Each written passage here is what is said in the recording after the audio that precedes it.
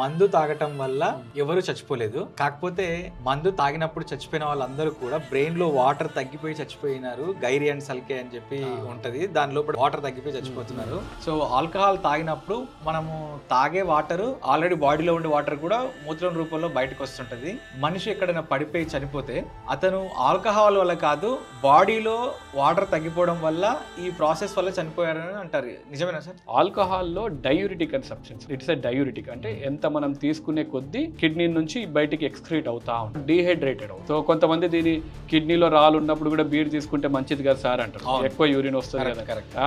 దాని మెడిసిన్ అది కాదు, దాని వేరే మెడిసిన్స్ ఉంటే అవి తీసుకున్నా వస్తుంది యూరిన్.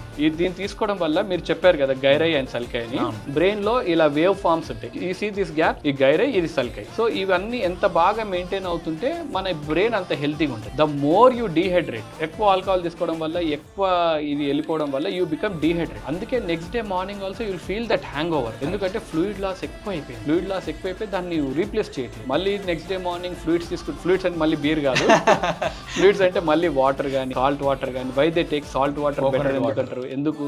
సాల్ట్ లో సోడియం అని ఉంటుంది. సో అది రీప్లేస్ చేస్తే గానీ హెడ్ ఎక్ సెట్ అవ్వదు. సో ఆ హ్యాంగ్ ఓవర్ తగ్గడానికి కూడా ఇది తీసుకుంటా ఉంటాం.